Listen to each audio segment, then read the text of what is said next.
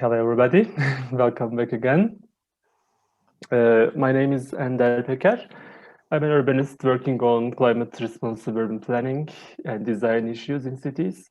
And today I will be moderating session 1, in which we will be mostly discussing water management and the governance dynamics in cities. And in the session, we have 3 experts from 3 different continents. So we will see how the challenges at different corners of the world actually vary. Let me briefly give an overview of the content and the structure of the session before we start. Our first speaker, Kirsty Carden from University of Cape Town, will present her research, Pathways to Water Resilient South African Cities, which seeks for water supply alternatives through nature-based solution in African case cities. Secondly, Akgün İlhan from Boğaziçi University will discuss Istanbul's 2000 years old water paradigm from a political ecology perspective. And lastly, Jose Arturo Gleason from the University of Guadalajara will present his research focusing on water-sensitive cities in Mexico. Each speaker will have 20 minutes, and we will keep the discussion and Q&A part at the end of the session, right after we hear all 3 presentations. Please write your question into the chat panel. And don't forget to put the name of the presenter to whom you would like to direct your question. Without further ado, let me introduce our first speaker, Kirsty, while you are sharing your presentation, perhaps. Dr. Kirsty Carden has over 30 years of experience working in academia for government and the private sector in the field of urban water management in South Africa. She's a senior researcher in the Department of Civil Engineering at the University of Cape Town, and she's currently the interim director for the Interdisciplinary Research Institute, which is called Future Water. Her research interests cut across the issues of urban water management and service provision, sustainable urban development and water-sensitive cities, including social learning related to water-sensitive design. Kirsty, thanks for being with us again, and the floor is yours. Wonderful. Thank you very much, Endo. And thank you for the invitation to be here. It's very, very nice for me to see colleagues around the world doing similar work, and useful to hear Sarah. I'm sorry she's not here anymore, but to hear her inputs on the whole concept of resilience and how we need to bear in mind the fact that it's for whom and, you know, for what reason, not just resilience to what. So, and certainly how it can help people to achieve their goals within their cities and neighborhoods. And I think you'll see that the presentation that I give now will give you a bit of information in that regard. So I'm talking about a project. I'm talking about a project that we're doing that's being funded by the Danish development funders. It's called Pathways to Water Resilient Cities, and it comes out of a context, quite a difficult context in South Africa, actually, of certainly in Cape Town, but across the country as a whole. We came out of a very significant drought in 2017 and 2018. I'm sure you all heard of it. The Cape Town water crisis, day 0, became the term that everybody began to talk about. And following that was a very significant period in 2018 where we were really struggling with issues of water quality. So the city lost a lot of trust, actually, from the public around the ways in which they were treating the water and the ways in which they were providing services to people, particularly in informal settlements around the city, which make up a large proportion of the households in the city. And then, of course, we were tipped straight into COVID in 2020. So these sort of intersecting risks and problems have really pushed us to having to think very carefully about resilience in the long term. So, okay, sorry, I'm not getting there. So if we think about Cape Town's water resources as a whole, if you look at the graph at the top here, it's our current water resources split in the city of Cape Town. we use about 96% of surface water that comes from 6 major dams outside of the city, quite considerably outside of the city, at least 70 kilometers away. So that water has to be brought into the city, and it's very subject to climate change impacts because it's stored in large open dams that are that have high rates of evaporation in the summertime. So we have a lot of losses just from evaporation. And we have a very small amount of groundwater that comes into that water resources split. The city has now decided that they need to diversify their water sources because of the problems that we've had. And groundwater is going to make up a more significant portion of that water resource split, along with desalination and reuse of treated effluent. So we need to think quite carefully about that groundwater portion and how we can manage it in the context of particularly stormwater on a city where we could conceivably think about that city acting as a catchment for its users rather than having to bring in water from outside. So we're working in this context of increasing demand. We have a decreasing availability of rainfall. We are already in a water scarce region. There is a need for better resilience. And the increased use of groundwater using our Cape Flats aquifer is mooted as one way of dealing with this. The resilience approach brings in this concept of water-sensitive design or water-sensitive cities. Sarah spoke about that earlier, and we'll hear a bit more about it from the other speakers in this session.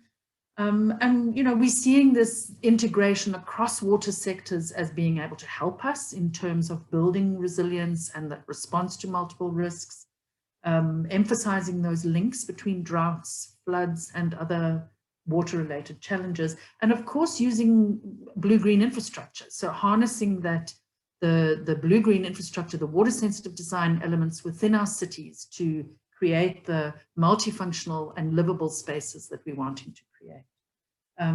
But importantly too is this rethinking governance in terms of both scale and the actors. So we've already heard from Sarah how important it is to get that community-led, bottom-up sort of approach to resilience. How do we build that into the projects that we're trying to take forward?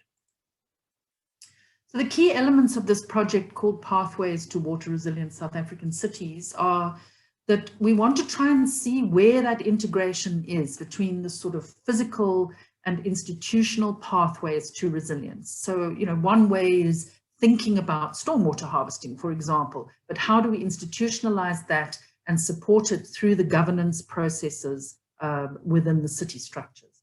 So we're thinking of using nature-based approaches to link storm runoff and wastewater to water supply, with water-sensitive design elements I've spoken about, and the integration of this built infrastructure with green infrastructure in a decentralized way so that communities can take ownership and leadership of these solutions in their own spaces.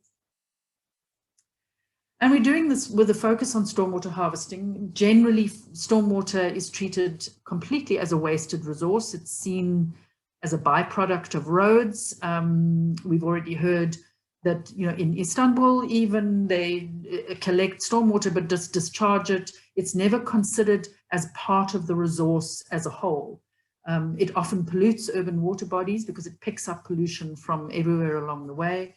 So what we're considering as part of this project is actually using the aquifer to store stormwater through existing detention ponds, stormwater flood infrastructure that is already existing in our city, store that stormwater in the aquifer, hopefully improve its treatment, and later abstract it for potentially treatment for potable use, but it could also be used for fit-for-purpose uses within the city.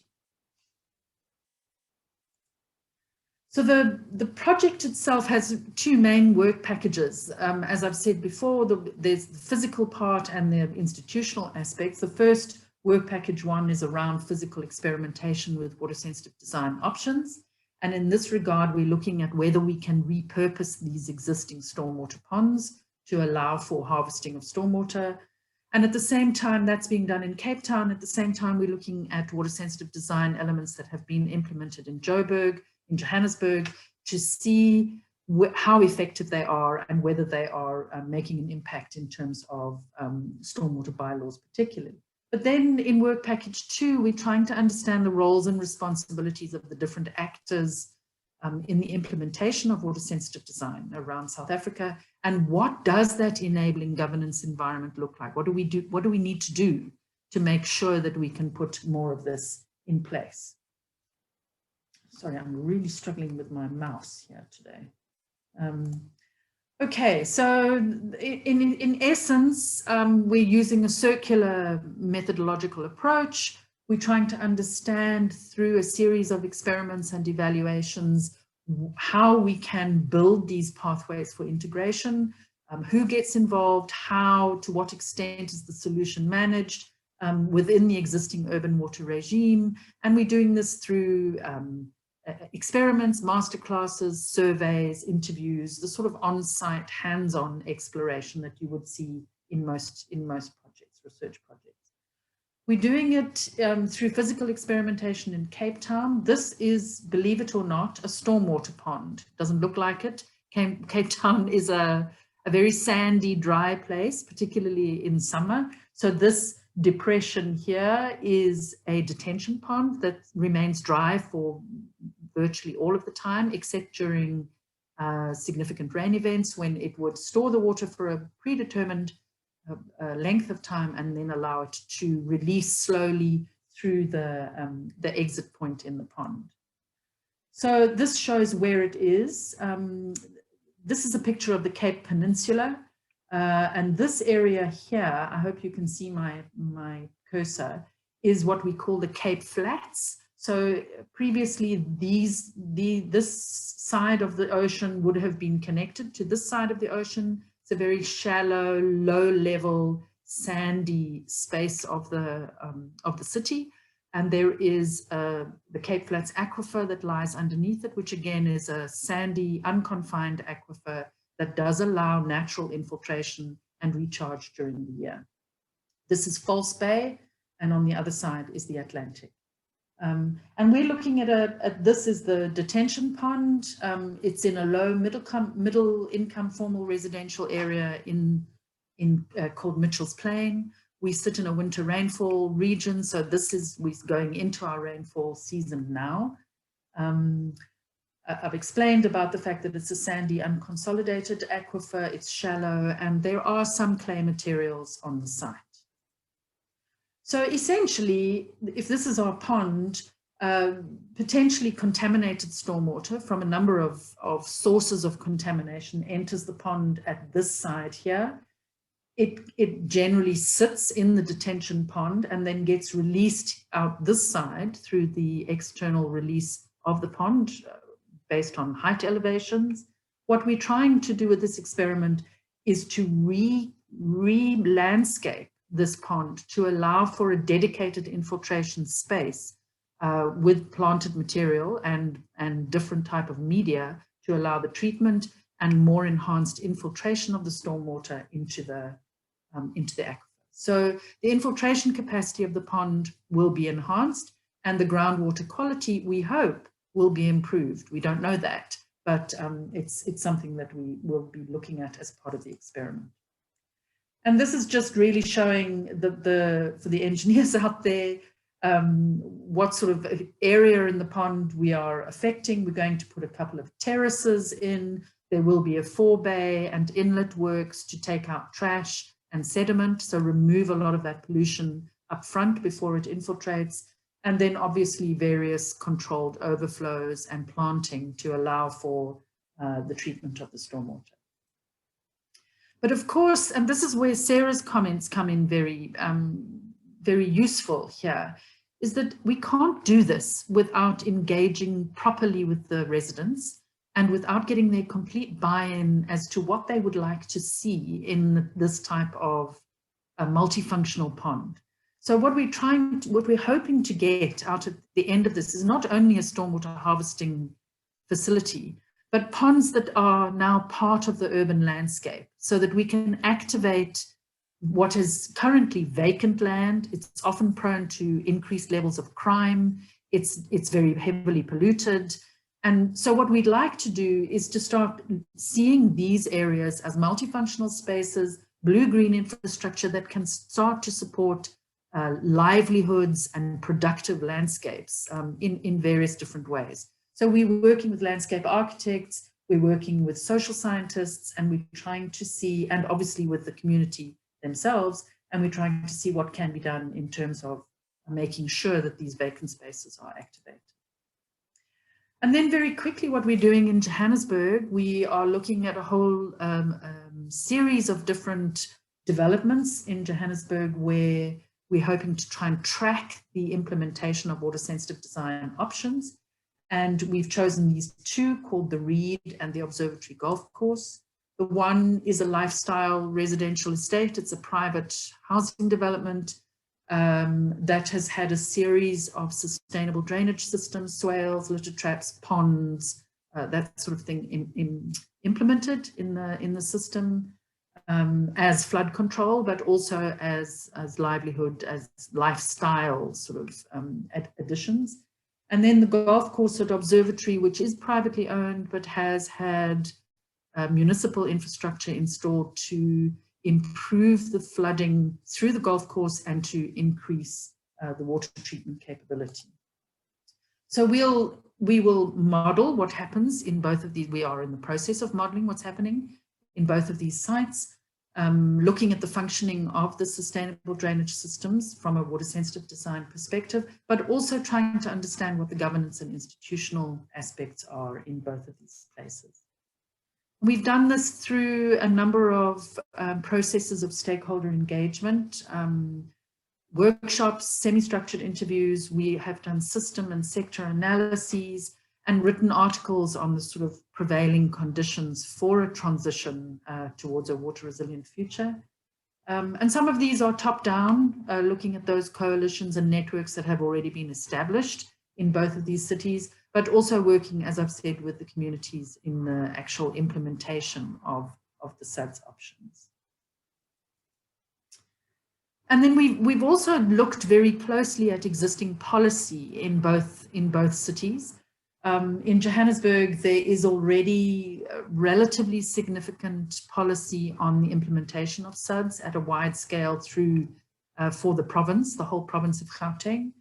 They are using a stormwater management manual, and they are also following policy guidelines on water-sensitive spatial planning, which is, of course, one of the areas that has been quite badly neglected up until now. And in Cape Town, there's an interesting policy movement, if you like, that has happened over the years. Interestingly, the notion of water-sensitive design and SUDS did start some time ago, in around the early 2000s, when the city came up with a catchment, stormwater and river management strategy that was then developed into a floodplain and river corridor management policy, and also a urban stormwater impacts policy where SUDS were mandated in certain size developments. But it wasn't really until 2017, when we were really confronted with this day zero crisis, that most of the main policy started to get put in place around a new water strategy, a resilience strategy. There were climate change policies, integrated development plans. There was a space then for all of this work to be consolidated into something that would take it towards implementation. And then I'm not going to go into this in too much detail. It really just shows a lot of this policy as enabling factors in the regulatory environment that we've tried to map to the related policy and to where the expertise is needed in terms of pushing forward this agenda of water-sensitive design. You know, how do we start addressing issues of improved water quality, of aquifer protection, development approvals, those sort of things. And we've started to try and map the different policies in that environment in Cape Town to all of these different places. So going forward, the surveys will continue. We are taking forward a whole number of focus group discussions with different sectors, from young professionals through the experienced development professionals in that sector, authors of policy, property developers, and of course, the city and academic institutions in many of these places. And what we're trying to find, what we have found already, is that what does this enabling governance environment start looking like? And certainly, we're seeing that coordination and building of networks continues to be challenging, and that it's something that we have to work on through different types of focus group developments. In Cape Town and in South Africa as a whole, water and sanitation deficits are a priority. So, we can't hope to talk of water sensitive design and SUDs when people don't have access to water or toilets. So there are equity issues that really come in very strongly. In many of the municipalities, there is a lack of integrated water planning and management, and we don't have a lot of skills in this space. So capacity building is one of the major drivers.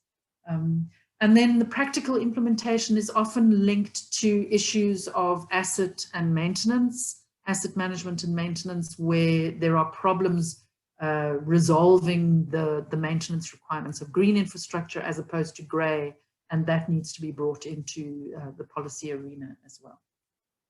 So yeah, just to say that we are moving ahead with a number of different experimental phases now as we go into winter, to start doing sort of monitoring of the water coming through those ponds and what sort of results we're going to get out of the experimentation.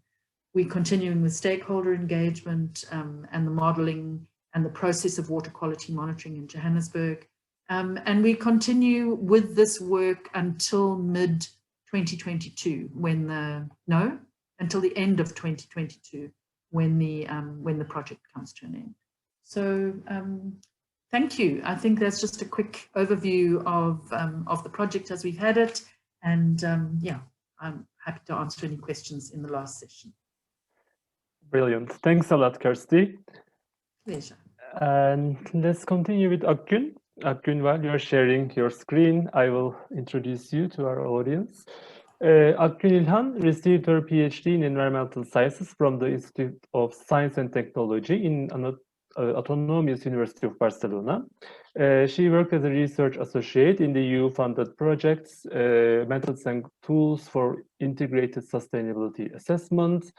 She also worked at the Right to Water campaign between 2012 and 2018. She has given various lectures in Boğaziçi University since 2017. She's the author of the book Towards a New Water Policy, Water Management, Alternatives and Recommendations. She's also managing water-related radio programs in Turkey, in Açık Radio. And she was, as previously Ümit mentioned, she was one of the Mercator IPC Fellows in 2019-20 cohort in Istanbul Policy Center. Thanks a lot, Akgün.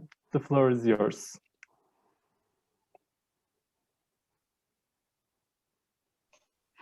Thank you very much, Ender.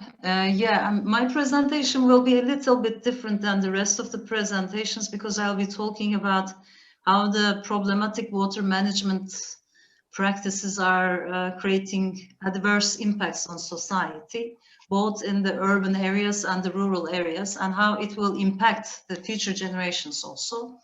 So the outline of my presentation is talk about the problem definition a little bit and objectives of this research, a little bit of theory, and then I will move to case studies. I will also talk about the emerging threats for Istanbul, and then I will move on to my conclusions.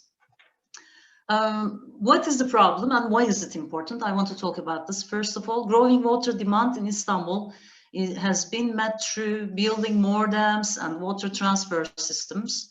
In fact, even in Byzantine times, about 2 millennia ago, there was an aqueduct system of 242 kilometers long from Kırklareli to Istanbul. This was an early version of an interbasin water transfer. The modern ones are now in Istanbul are the Strange Rivers project of the 1990s. They were built in 1990s. and still operating, and the Greater Milan project of the years 2000. Both of these projects are realized also for adaptation to climate change, in particular to drought. However, as they were supply-side projects, they end up being cases of maladaptation to climate change. And with each of these projects, Istanbul has surpassed its ecological limits and thresholds. It has shifted its water shortage problem to other water basins in the surrounding cities of the Marmara region, and even Karadeniz region with the Milan project. And these projects have created ecological injustice, in particular for the rural communities, first of all. But with the climate change, it seems like this environmental injustice is starting to influence the cities and the urban society, as well as the rural communities. What is more, with growing population and rapid urbanization, access to water is expected to be even more problematic and costly. As you can see, this is a vicious cycle of water management that generates growing ecological injustice. Well, it's a persistent problem, and there is a need for a different problem definition to stop this vicious cycle of water and environmental injustice. At this point, we can derive important lessons from Istanbul's 2 millennia-old problematic water paradigm, because it's almost entirely built on expanding water supply at any ecological and social costs.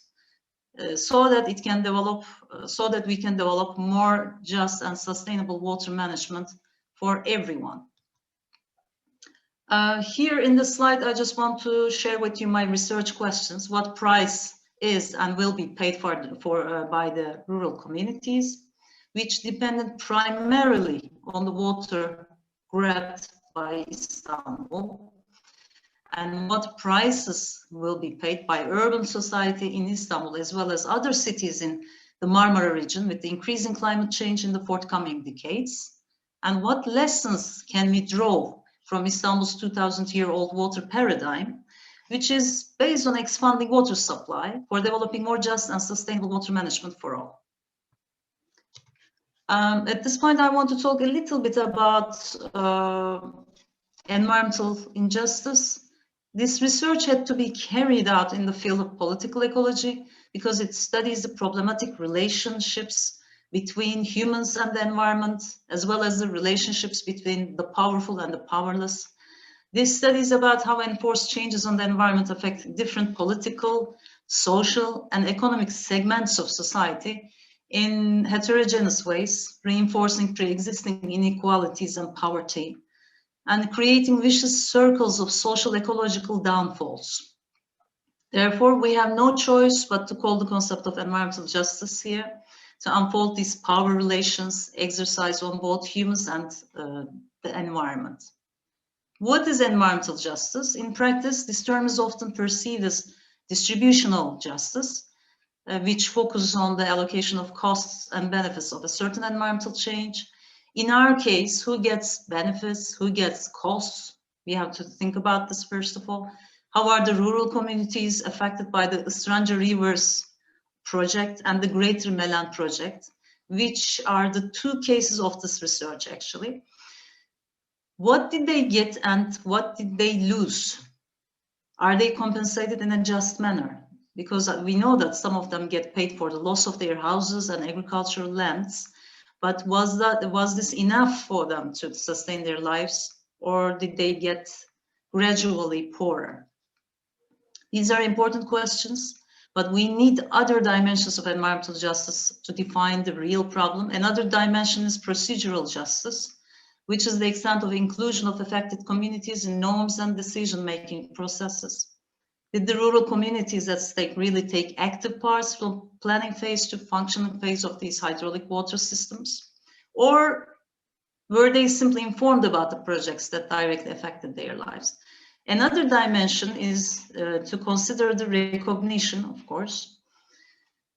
Have the affected communities' cultures, knowledge, values, and norms really considered when these projects were realized? These questions and many more have to be asked before we begin to talk about environmental justice.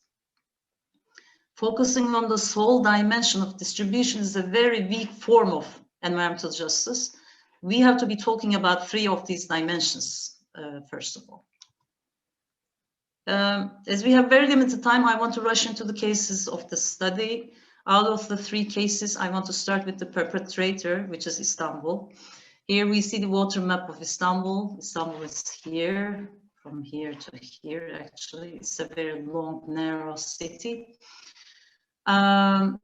Istanbul, in fact, is not a water poor city, as many people think, when we consider the over 170 creeks and streams.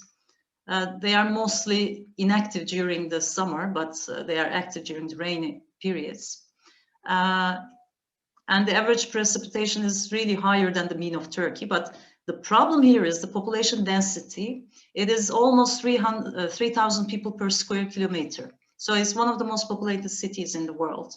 The main reason behind water shortage in Istanbul has always been the population, actually.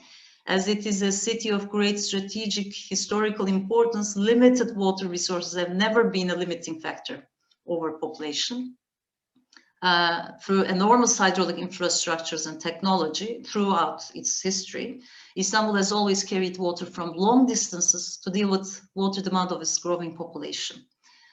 I will show you the oldest interbasin aqueduct system built in the Emperor Constantine period, about 2 millennia ago. Here, the aqueduct system starts from here and it goes hundreds of kilometers. This is the blue line you can see here.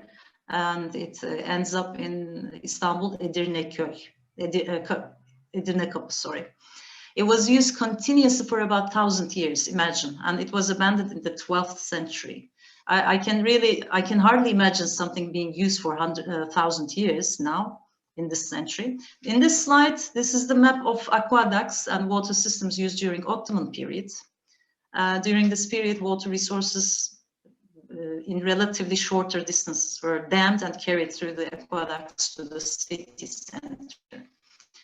This is the city center here, Constantinople, as you see here. This is the Bosporus, Marmara Sea, and the Black Sea. Here in this slide, we see Istanbul's, in the slide, we can see the 25 basins of Turkey, actually, main water basins of Turkey.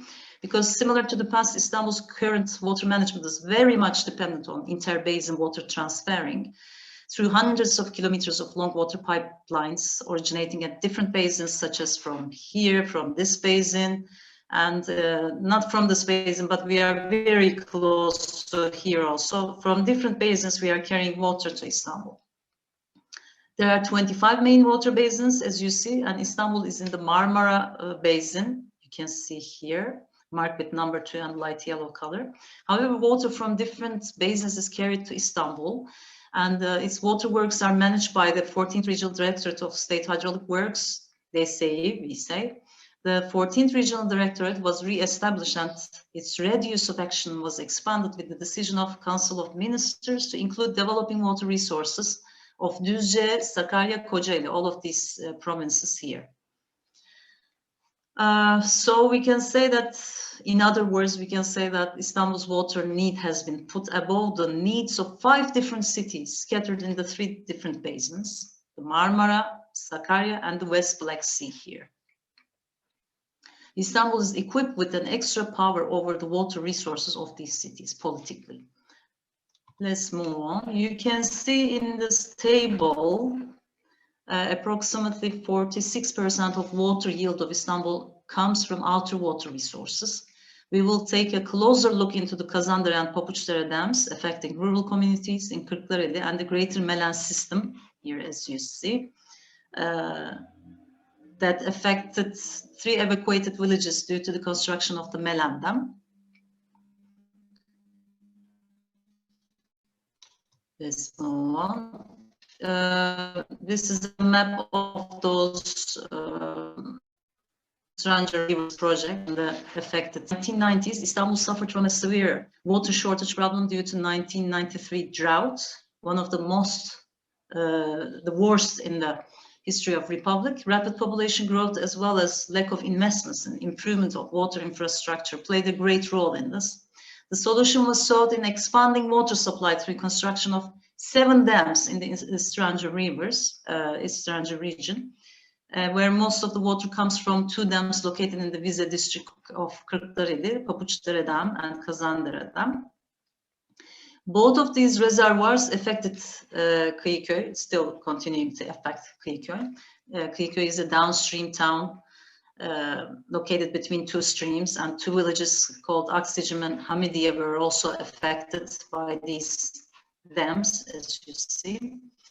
For the construction of Papuçdere and Kazandere dams, agricultural land was expropriated. In addition, Kıyıköy is not allowed to take any water from the two dams, imagine, and has to meet its water needs through 4 water wells. The monthly electricity cost for pumping water from the wells is around 30,000 liras. This is an amount which is considered to be a difficult amount to be paid by a small town municipality such as Kıyıköy. The water situation on expropriated land has limited agriculture practices to a great extent, and now the only income comes from fishing and 2 months lasting tourism. It lasts only 2 months, unfortunately.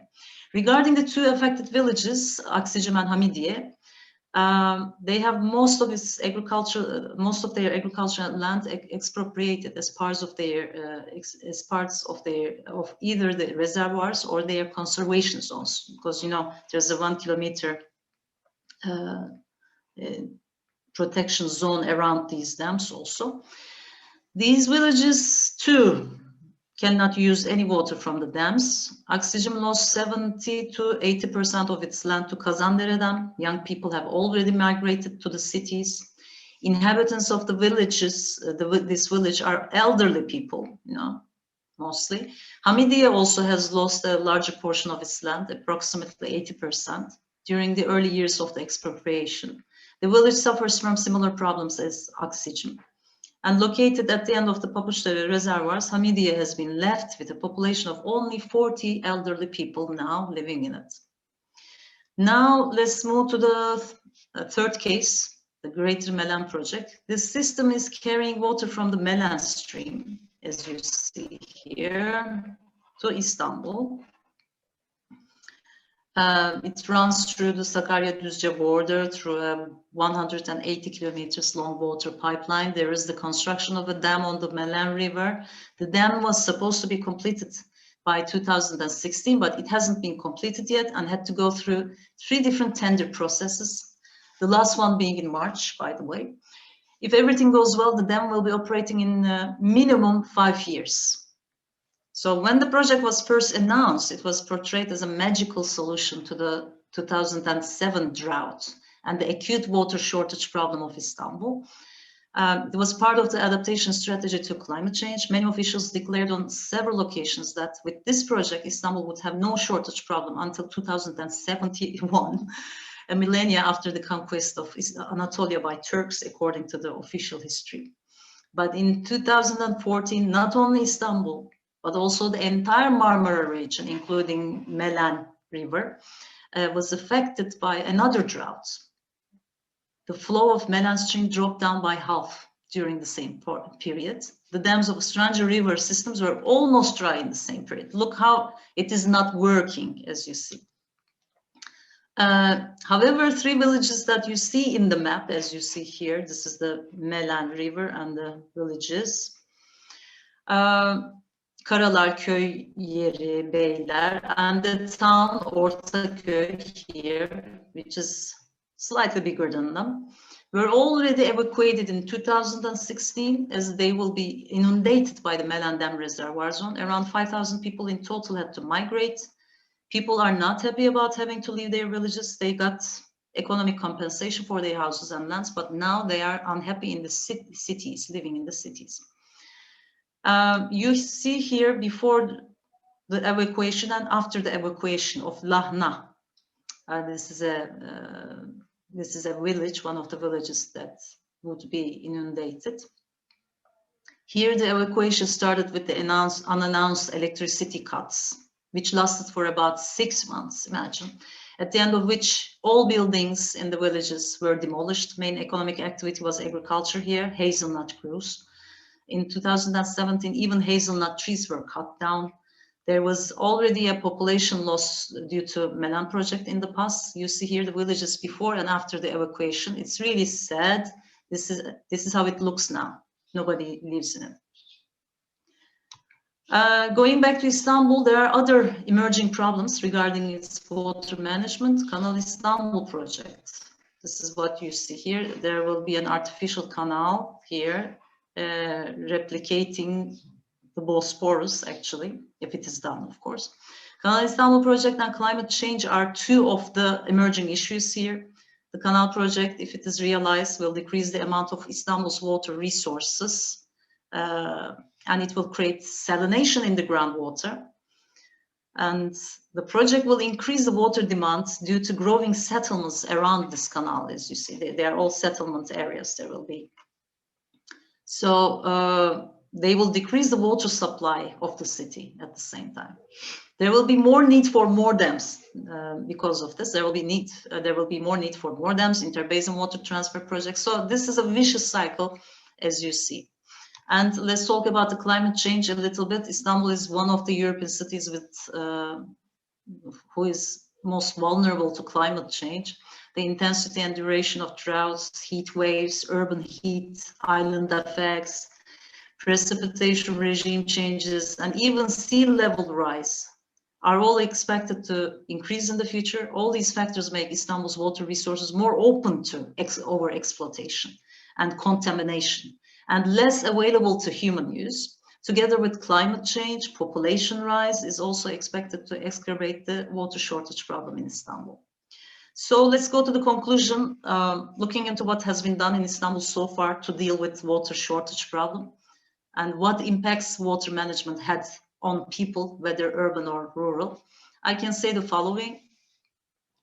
Interbasin water transferring is interbasin problem transferring, actually, where the powerful recipient basin grabs water and land of the powerless rural communities. People whose land and water is grabbed have no choice but to migrate to the cities. And people whose houses were inundated by the dams, such as in the case of Milan project, were compensated better than the ones who only lost agricultural land in the Strange Rivers project. But both of the communities have suffered from an ongoing migration. In terms of procedural and recognitional dimensions of environmental justice, none of these communities were listened to or given any chance to reject these dams. During the field trips to these villages, I have often heard people saying, we were happier before this project, we were together and stronger, we didn't have much money, but we didn't need that much money either. They didn't ask us if we wanted this dam or not. We were not given a choice. They always say this. And I remember talking to the Muhtar of Oxygen Village, which was affected by the Stranger project. He said that Istanbul was the big fish, our villages were the small fish. What could we do against the big fish? Even a weak form of environmental justice has not been met truly in these cases that I've looked at. Another result of the study is that affected rural communities are becoming urban poor as their means of economy, water, and land is grabbed from them. So the environmental injustice is also becoming the problem of the urban, as you see, it's moving to urban communities, vulnerable groups of the urban communities. When you look at this environmental injustice, which is also becoming the problem of the urban, in this game of injustice, the equation of win or lose does not make sense anymore. With the growing uncertainties such as climate change, COVID-19 crisis, blah, blah. We are entering an age of lose and lose, I think, that would not only affect us, but also the future generations, unless we develop a profound change towards true understanding of environmental justice. On a shared planet for all, either we all win together or we all lose. And one last remark that I want to make here is we need to incorporate into the dimensions of environmental justice. We need to recognize intrinsic values and systems of nature, include the representatives of nature into decision making, and rearrange our relationship with nature in a way that neither of them loses. Thank you very much. Thank you very much, Akgün, for this striking case study from Istanbul. Let's move to Jose now. Jose Artura Gleason. I would like to introduce Jose while he's sharing his screen. Dr. Gleason received a PhD with honors from National Autonomous University of Mexico and Masters in Public Management from University of Guadalajara and a bachelor degree in civil engineering at the same university. He's national researcher accredited by the National Council for Science and Technology of Federal Government. He's also the leader of the research group Technology and Management for Sustainable Architecture and Urbanism of the University of Guadalajara. He is also the founder and honorary director of Technological Water Research Institute. He is the founder and the first president of the Mexican Rainwater Catchment System Association. Thanks a lot, Jose, for being with us, and the floor is yours now. Oh, thank you very much. I can open my presentation. Did you allow me to open my presentation? Because this is an announcement saying me that I need to change some preference. So I don't know what... you should have been identified as a co-host, but I will just let my technical colleagues to fix this problem. If you cannot fix that, I think that could be shared through the IPC's channel, because you already sent your presentation, I guess, to there. Jose, you should be able to share your PowerPoints now. Could you please try again? Okay, I try again. Okay, it's asked me to, all the panelists, yeah. Okay, Yes. okay. It's supposed to be. It's supposed to be because of your security issues. If you could send the PowerPoint to me, then we can share it.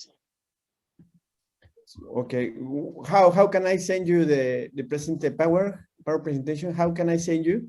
I will contact you in a second, then you can just respond to my email. Excellent. Okay. So I don't know what happened. We have made the rehearsal, but well, yeah, sometimes the security without presentation, even if you want, I can explain it in my own words. But or we can continue with the questions that comes to Kirsty's or Akgün's presentation, and then once you're ready with your presentation, we can continue with you. I think that's better. It will be better to follow your slides. Yes, thank you, thank you. Okay, there was one question, general question to three presenters, so I'll keep that to the end. I would like to start with Kirsty, if that's okay, Kirsty, for you. I mean, it was very interesting for me to see that how, I mean, although we are living in different geographies, how the challenges that we are experiencing are quite similar.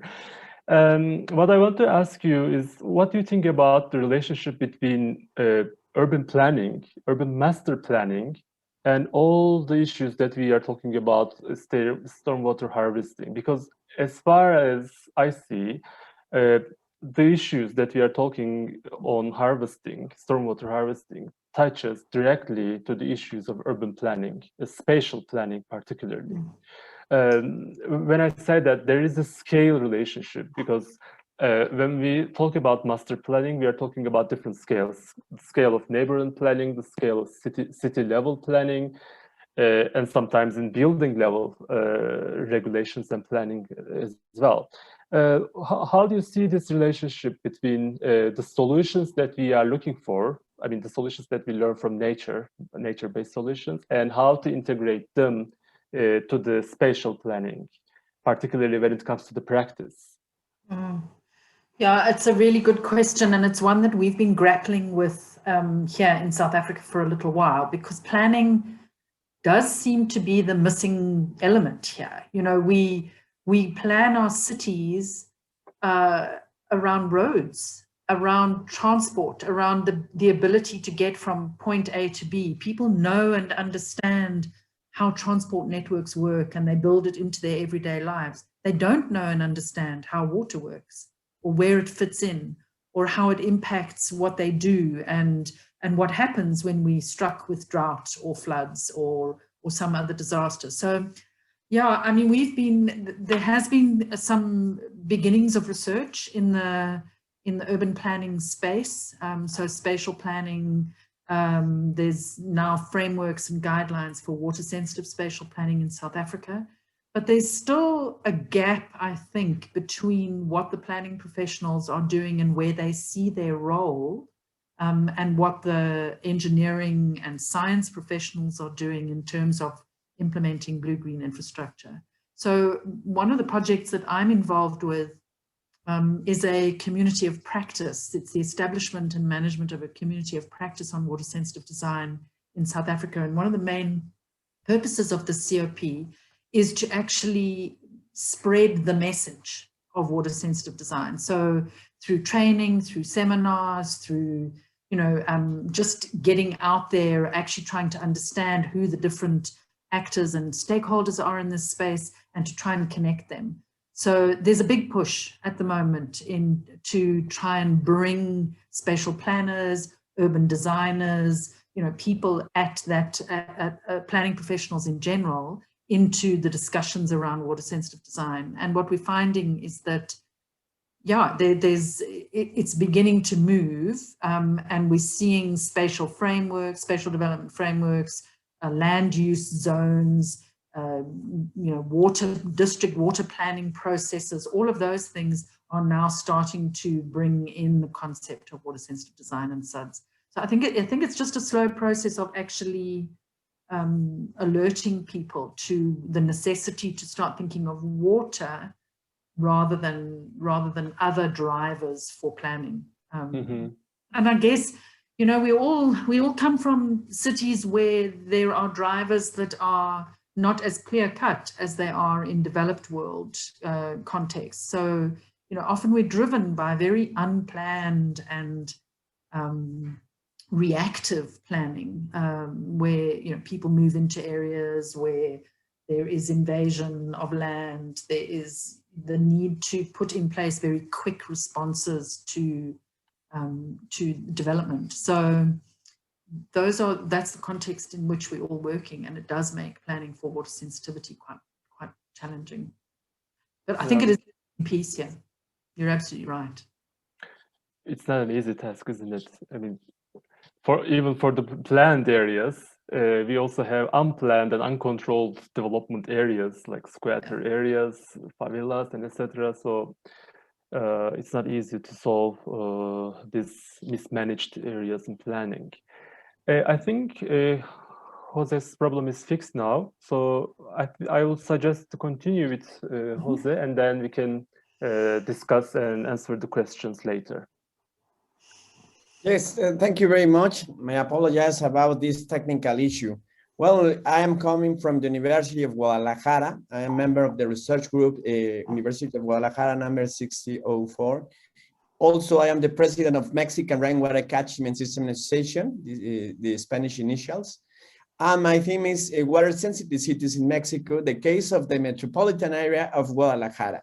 It's my pleasure to be here with you, and I would like to share my experience, my results in my research work during more than 25 years working in water affairs in my city.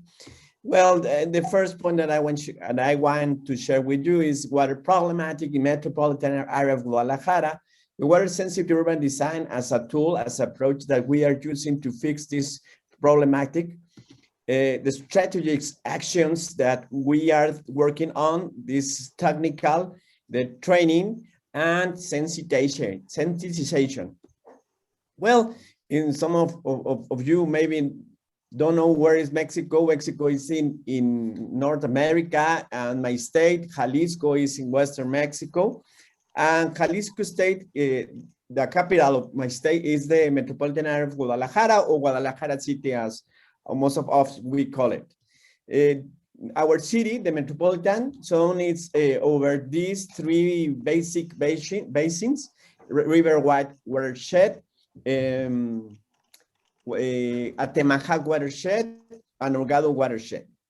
There's three basic watersheds. Well, our annual average rainfall is 897 millimeters a year. Well, what's the problematic in metropolitan area of Guadalajara? Right now, we are suffering a drought. it's a serious drought. Right now, one of the water supply source is over. We get the water from Chapala Lake, from the aquifers, and from the Calderon Dam. The Calderon Dam is run out. We don't have our. So as a science approach, we identified the first problem is the deteriorated of the water cycle. Now, maybe you can see this picture in other works, but we have a micro water cycle, natural conditions, water percent evapotranspiration, 10 runoff, and 25% infiltration, and the rest in deep infiltration. But what you know, their urbanization is affecting the water cycle functioning.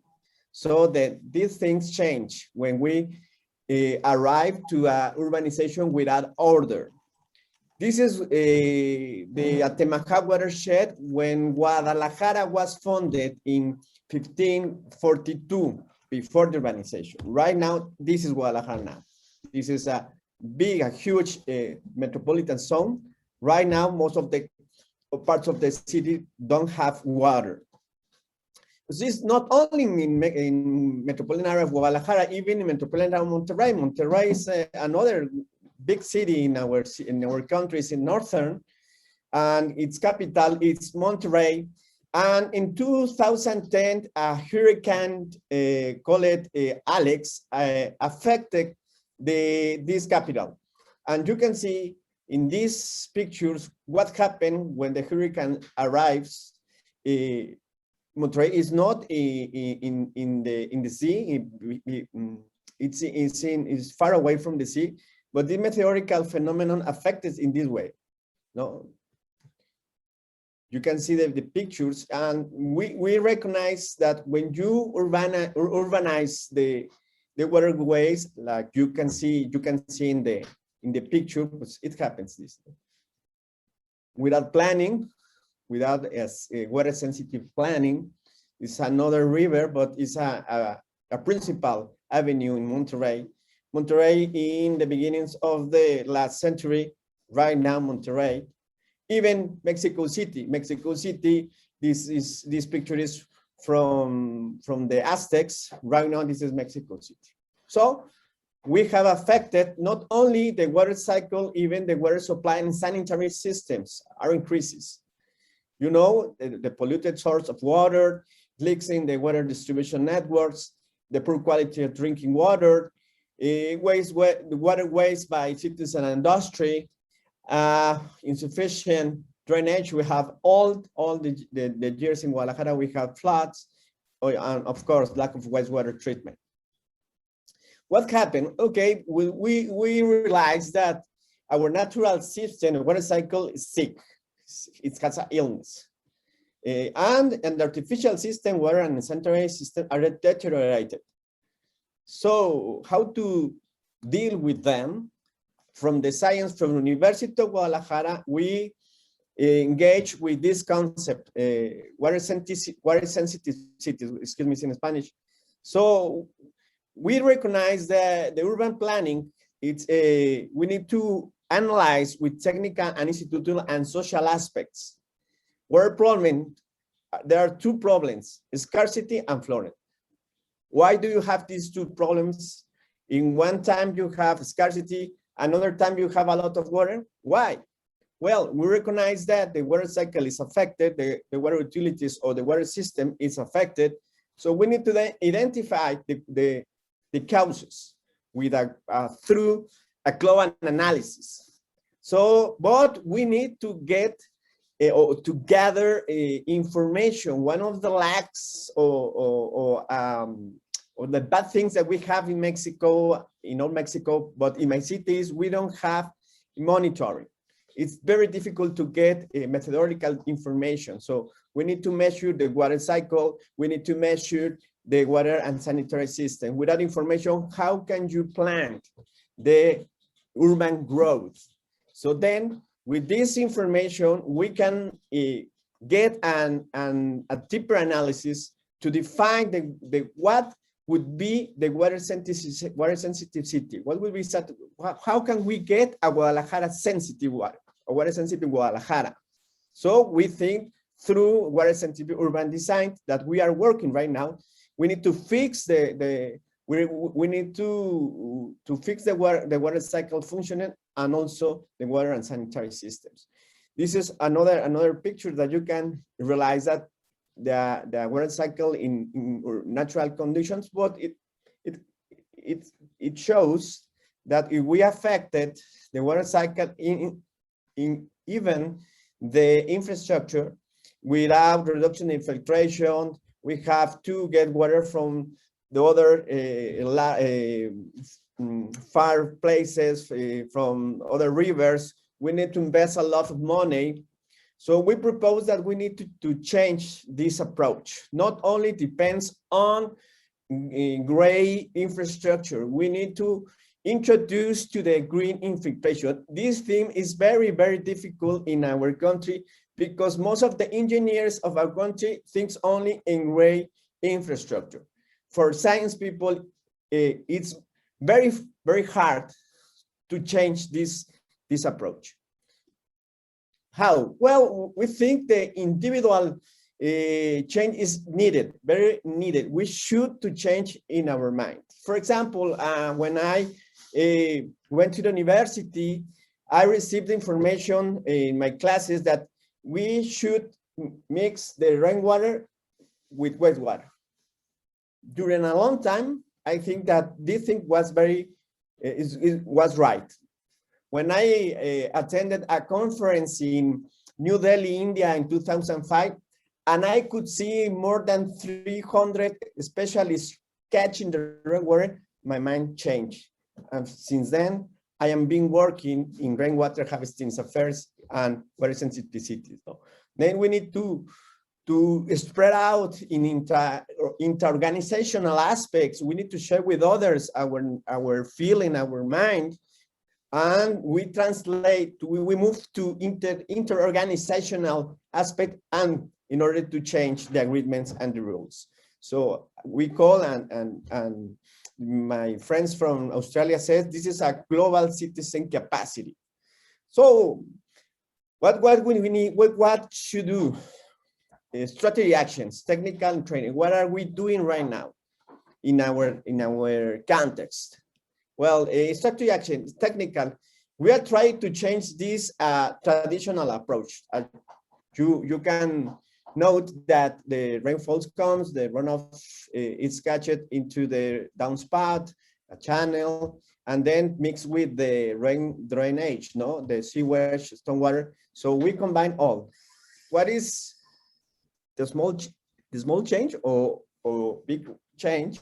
We need to catch the rainwater. So I am teaching in the architecture school, and I share with my students that we need to catch the water in our homes. How? Well, with your hands, with bowls, but even with a serious a whole rainwater harvesting system, even infiltration trenches. No. What are we doing right now? We think that we invest our time in training and certification through AMSCAL or our Mexican Association of Rainwater Harvesting Systems. We're pushing some courses that many of people are studying right now by online. You know, the pandemic changed our habits in rest of the world, but we need to change. So we offer to all the people, a first course that introduction about rainwater harvesting systems. By land, you can see this is one of the examples who many of the students are working with us. This is Mexico, no? As you can see this in this picture, my city is here. And we can see the stress, the water stress, and we are informed in the middle of a high and extremous scarcity. And right now we're living these many neighborhoods of our city are suffering the lack of water. We need to change this with education. In one of the projects, research program is the monitoring unit. This call it Storm Hunter. Stormwater is designed in order to measure the rainwater, to make some quality assessments, but not only this. We are sharing. We teach the people to catch the water with the rainwater harvesting behind the truck. We teach the kids to what, for example, this teaching is about the importance of the watershed. Also, we have a waterman teach and sings and share with the students, with the people, what is the importance of rainwater harvesting systems, the importance of water cycle, how the cities get the water. So this knowledge is very important because we have an important ignorance, a great ignorance in our people. So we designed, this is a house where we design a rainwater harvesting system. We catch the water. This is the process. This is some of the steps that we are implementing right now. We are monitoring this rainwater system since 10 years ago. We share with others that they should catch the water. This is some of the work. This is the first flush. So we are trying to change the model. It's very difficult because the government is not aware about the water scarcity, the climate change, only in the words, only in the campaigns. Right now, we are in elections. From this, I will run to another place because we are asked to the candidates to sign a commitment to catch the water. So I have another meeting with the politicians right now. We need to move on in this sense with education, with demonstration, with books. I want to share with you the left hand, you can see the International Rainwater Catchment System Experience. I coordinate this important group. Some experts from many parts, my friends, give their experience to all the world. So in this link, you can get the book. It's free for all. And in the other hand, I have in Spanish for Mexican and Latin America people, another book about rainwater. And with this, we are trying to make an enormous change in minds of this scarcity drought that we are suffering. So I thank you a lot for this opportunity to share our case and our results during this time. And this is my further information. If you can call me or you can want more about that we are doing, I am available to help you. Thank you very much. Perfect. Thanks a lot, Jose. Now we can continue with the discussion and questions from our attendees. We have seen that, three presentations actually showed us that cities are both facing the water scarcity at one hand and also the challenge of flooding on the other hand. So, and as human beings, we are trying to now find a way of balancing in between two extremes when we arrange our living environments. And it's obvious that both presentations shows that we are still continuing on playing with the nature, intervening with the natural cycle of the water by transferring from one place to another place to supply water for humanity. I would like to start with Sinan's question. It's a general question to all presenters. Let me make it bigger. Hi, I would like to learn more about how and when water governance becomes part of the local or even national politics in these three major cities of the global south. And when it does, what are the major narratives? We put a lot of emphasis on public engagement over technical solutions, and rightfully so.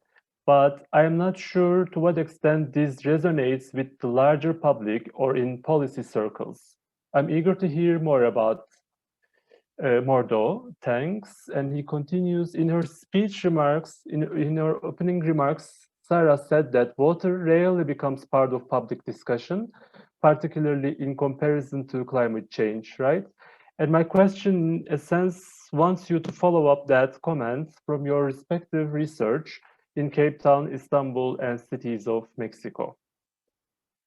So it's a good reflection question to Sarah's opening remarks. So who would like to start? Jose, you want to start, I guess. Please go on. Well, it's an interesting question. No? It's very interesting. I think politics, my experience with politics is very serious, because right now I am in a control with my governor, because the Monday said that the rainwater harvesting is not useful to face the scarcity.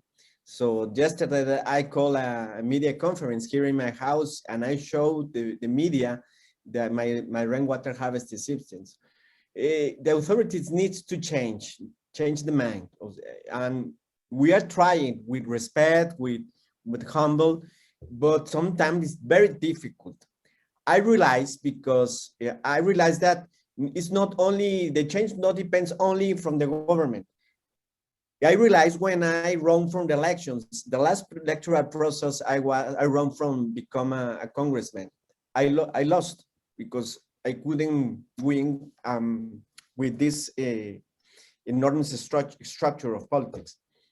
But I realized that we need to organize the people. We need to by one in our houses, in our neighborhoods.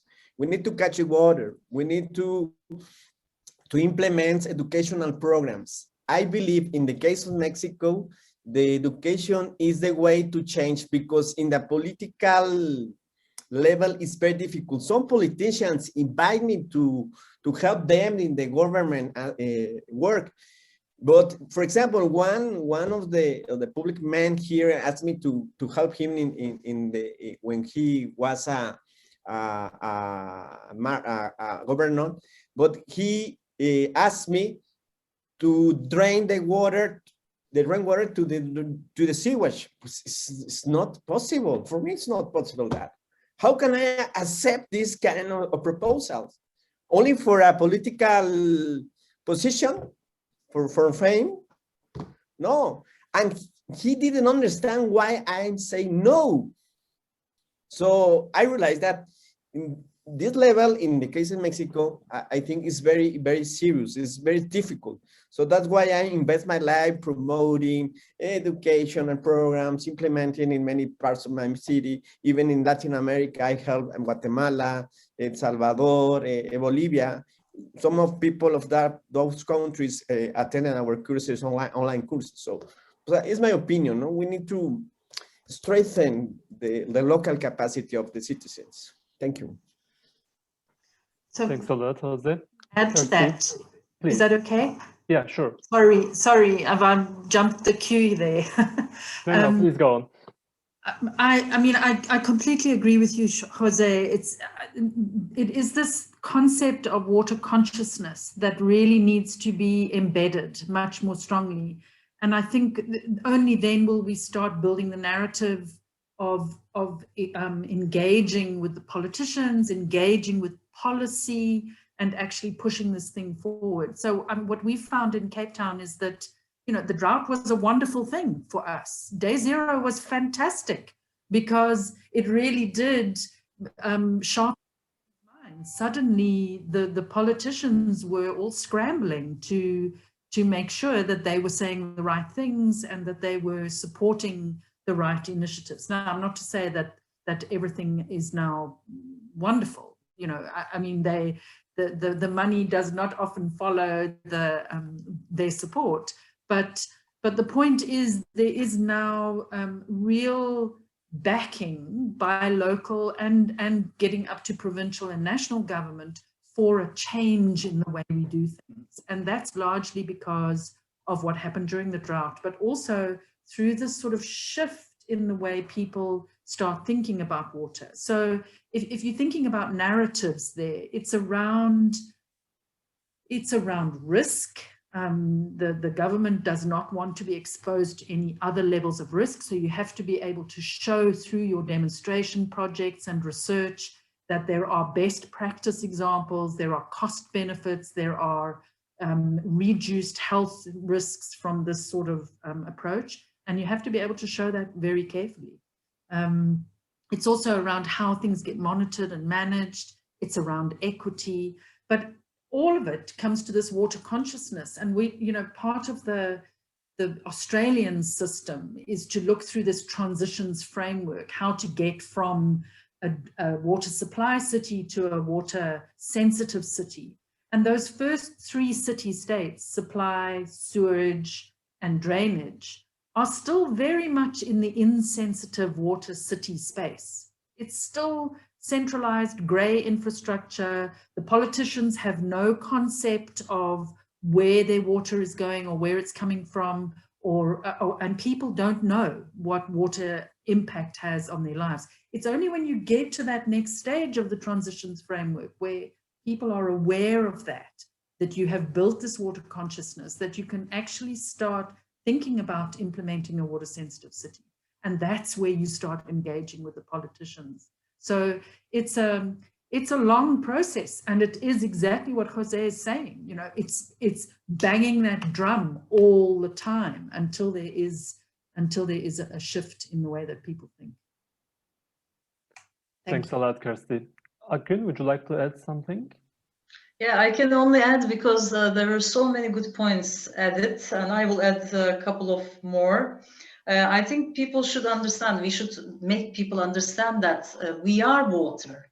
We are water more than anything, because 60%, 65% of our body consisted of water.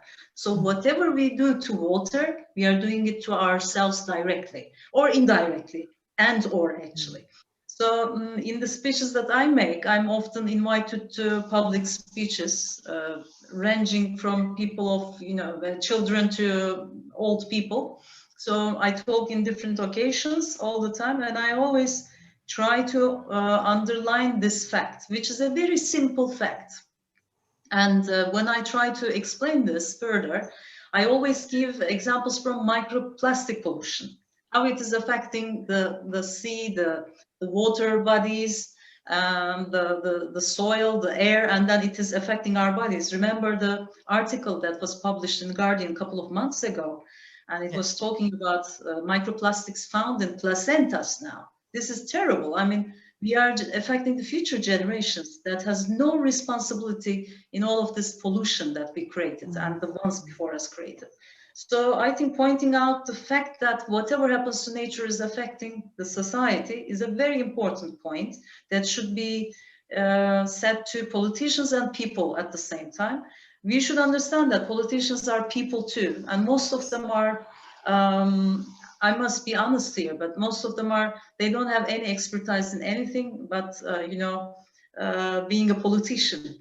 Building good relationships in the hierarchy of relationships that goes to the top of power. So I think we should just put them, we should put, you know, equal emphasis on both sides, society and politicians. And we should just make our struggle, we should make our, you know, let's say campaigns or whatever on the both sides as much as possible. I was going to say another thing. Yeah, this water cycle, natural water cycle is very much misunderstood by people, including the politicians again. What is a water cycle? What happens if water is cycled in a different way? Because water is always cycling. Thanks to it, there is life on Earth. But when there is so much asphalt and concrete in our cities, the water is not meeting the ground. It's not touching the soil and feeding the, you know, the groundwater resources.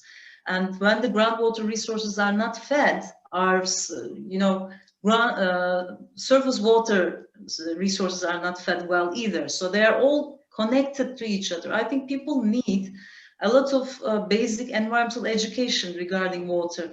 I really think that people do not know much. We should understand this. I mean, it's not that because they know it, but they don't care about it. It's not like that. We should simplify the complex knowledge of complex systems as much as we can, and just go from all channels, you know, to affect people and politicians. And we should learn from the world also. I mean, sometimes when we say something, when I talk to the politicians, I mean, me too, I talk with the politicians like Jose and Kirsty and you know, Sarah. And I think they should understand that this is affecting everybody. I mean, at first it looks like it is affecting only the urban society, the rural society, as in my presentation. Oh, it's not our problem. We are taking water. What do they do with the water? Oh, they can come to the cities. They can live in the cities, but actually they become the poor, you know, the poor segment of the society in the cities. These urban, the rural people. So we should understand that if we continue to shift this responsibility to other, you know, cities, and then to other generations, and to other, you know, living beings, it will only continue to grow, and it will grab all of us. So I think there is a need for understanding of justice also, a real justice, strong sense of justice, and environmental justice, of course. That's more or less what I can say at this point. Thank you. Mm-hmm. Thanks a lot, Akgün. Well, as you all touched up, I mean, it's not an easy or short-term process that we can change this, the mindset, the way of thinking, obviously. But some groups, some communities need to advocate or fight for that.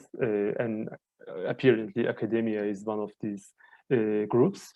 Because this issue needs to be, I mean, it touches different dimensions as you have already presented. There is the education dimension there, educating the society, educating the politicians, or finding the innovative solutions and make them practical, make them feasible economically sustainable.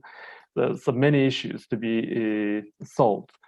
There is one complementary comment to Kirsty's point. The same was experienced from Dr. Onur Kolchak. The same was experienced in Texas this winter. After an unprecedented winter storm hit here and literally destroyed homes, people realized the importance of infrastructure and resilient buildings with proper insulation and effective heating air conditioner systems. So I think this exemplifies how people learn when they experience something. Well, mostly in some cases, they don't even learn, even if they experience, as we see in COVID cases. What else we have? There is a direct question to Akgün from, Yonca Erkan. You said that water management based on dams and water transfer from distant places in Istanbul is very similar to older days. What are the different attitudes that we see today that contribute to climate devastation? Yeah, it's a very good question. Today, we think that we can fix everything by technology. There is a huge, large, deep belief that we can fix any problem with technology, with the help of technology. But we should understand that, just like, I mean, at the beginning of this conference, I asked Sarah, I mean, what she thinks about technocentric solutions to, you know, stormwater, let's say, stormwater management. By building only gray infrastructure to get the water, the excessive water, amount of water, and then put it, flushing it to the sea.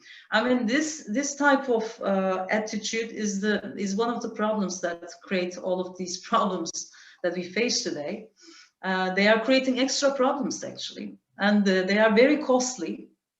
Most of these gray infrastructure solutions are very costly. And if you just focus on nature-based solutions, such as green infrastructure solutions, then we can hit one apple, I don't want to say bird, you can hit one apple with, you can hit 5 or more apples with one stone. Because you're creating green places for people's mental health, you know, bodily health, and at the same time, you're just strengthening the biodiversity of the city, which is already weak in many cities. You are even, you know, with the green infrastructure, with the green open areas, you are even mitigating the, you know, carbon emissions in many ways. So it's not only about adaptation, but also mitigation in terms of climate change. So I think our biggest problem today is our huge belief in technology. We are very technocentric people now. That is one problem. And another problem is that between 2000 years ago, Istanbul didn't have that much population. And we are not only talking about huge population here, but per person also, we are using more water than ever. When we think about our water footprint, let's say ecological footprint, but we are focusing on water here now. So water footprint of each person today is 30, 40 times more than a person 2000 years ago. So we are not only populous, but we are also very energy and water monstrous creatures now. That's why I think these are the greatest differences between then and now. Thanks, Akgün. There's another question that is directed to you. You have shown that, I mean, it was very striking to see how the population was changed in Hamidiye and Oxygen, all these settlements around Milan. I would like to, the questions from Duygu Acaralp. I would like to ask a question to Akgün İlhan. What do you think can be done to manage the environmental migration better that is caused by flood or dams? Can you recommend a study about migration caused by Milan projects, if it exists, of course? There is one study, but I don't remember who the writer was. It was done about 4 or 5 years ago.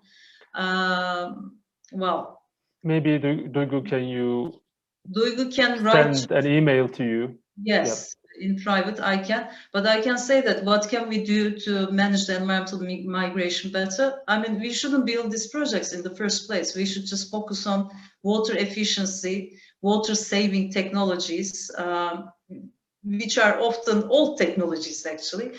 So if we can save water better, and if we use that amount efficiently, if we reuse it again and again, you know, like grey water, reuse, if we can use the primary sources of water such as rainwater in a more efficient way instead of throwing it into the sea, I think we won't need these projects at all, and we won't create these ecological injustice on people and on the future generations also.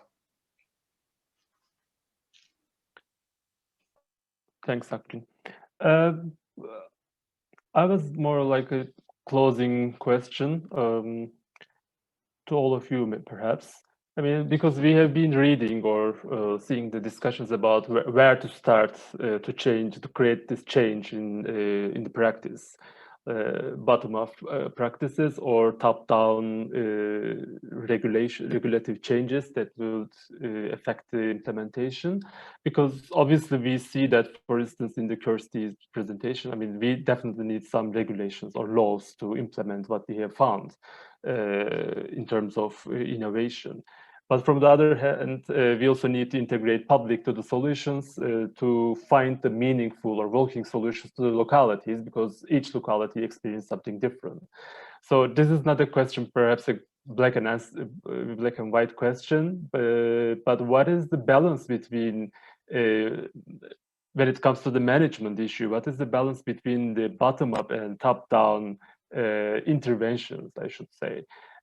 Because obviously we need regulations from one side, but who writes these regulations on how the regulations are being produced definitely is reflected in the practice, right? If one regulation is written in a or constructed in a collaborative way or a participatory way with all involved actors, we see a different reflection in the practice. If it's written by a certain expert groups from very centralized government, then we see a totally different reflection in the practice. Do you have some comments about that, finding the balance between bottom-up and top-down approaches to these innovative solutions? Jose, please. Yeah. Yes, well, it's a tough question. Interesting questions. The balance. I think that depends on the context. For example, I noticed that maybe the regulations in Australia are very high. I can read the manuals, technical manuals, and wow, I surprised all the knowledge, the methodologies, the projects, and I look my country, it's different. We just finished a basic book about rainwater. So it's difficult, and it's difficult to think in stronger regulations. Our president, the last president of Mexico, changed the law about the rainwater harvesting systems. It's a obligations to implement a rainwater harvesting system in public buildings. But how many buildings have implemented the rainwater harvesting in our country? No one. So maybe you can write and you put in the law, well, who can apply this? So I think that's why we need to push in education in the low level with the people. Yesterday, for example, I received a phone call from a woman in a place where the scarcity is real, and asked me help. What can I do, doctor? I have many citizens very angry because we don't have water. What can we do? Why? Okay, read my books. And I made a video, maybe I can share you later, about how the water system works in Guadalajara and what are the problems. And I give the homework.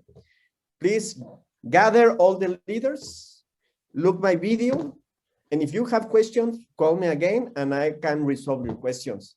With this information, you can talk with authorities and maybe ask them the specific actions that you needed, because the ignorance is very high. So when I see these scenarios, for me, sometimes it's difficult to write regulations. Yeah, it's in my mind. In the last year, I attended many meetings in the Federal Congress in Mexico City in order to write a new water law. But what happened? It doesn't work. It's stopped, and right now with the old water law. So it depends on the context, I believe.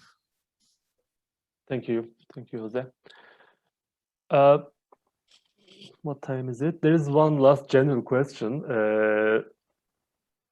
Do you think COVID-19 affects water management positively or negatively? That's a very general question, but maybe I can reformulate this question. I mean, can we say that in terms of this resilience and bouncing forward, can we say that COVID-19 experience will be an opportunity for us to be more sustainable in terms of urban water management, in terms of changing all these mindsets and how the way we perceive water management?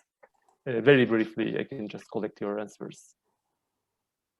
Are you positive about that, or are you pessimist about that? I mean, I think like any sort of disaster or massive change, I think there are always opportunities for positive reflection and moving forward. So, you know, with the pandemic, it became very clear how important water was, how important clean water is. And, you know, I mean, we always know that hygiene is very closely linked with the whole water and sanitation and health perspectives. But, you know, in COVID-19, it was hit home. You know, you have to wash your hands for 20 seconds and you have to make sure that there is enough water to keep yourself clean and hygienically, you know, healthy from the virus. So, I mean, I think all of these things are a way for us to think much more strongly about the influence of water in our lives.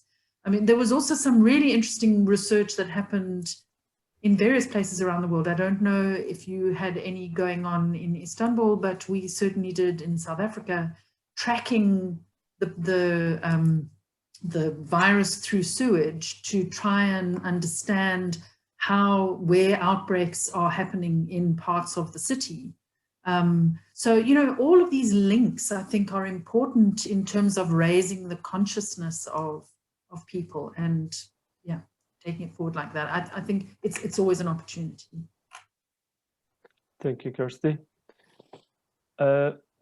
Unless you have any other comments, Jose or Akgün, I will suggest to end this session. Do you have some final words? Yes, please. I completely agree with Kirsty. Of course, it depends on how you use this opportunity. If you use it, it's an opportunity. If you don't use it, it's a waste, of course. But it is also, the COVID-19 crisis is also attaching itself to other crises like water crisis and environmental crisis, climate crisis. So, yeah, we should see it as an eye-opener, but most people are still not seeing it, and particularly politicians, they still insist on the same old ways to deal with the climate change and, you know, other crises. So I hope it won't increase the power inequalities between people, between different segments of society and countries. I hope it will be like Kirsty says. Thank you. Thanks, Akgün. Okay. Well, Kirsty, Akgün, Jose, thanks a lot for your very informative and interesting presentations. Now we will give a 20 minutes break, and the next session, session 2, will start at 5:30 at Turkish time. And you can see the link of the session 2 because we will change the link. So please copy the link in the chat panel. So hope to see you in the second session. Thank you very much again for joining the conference. Sure. Greetings from Mexico. In Yes, Mexico, thank have a you. friend. You have a friend in Mexico. I think this is the beginning of a good friendship between academics from all around the world. I'm very happy to. Absolutely. Thank you very much. Absolutely. God bless you. Thank you. Thank you. Thanks a lot. Have a nice day. Bye-bye.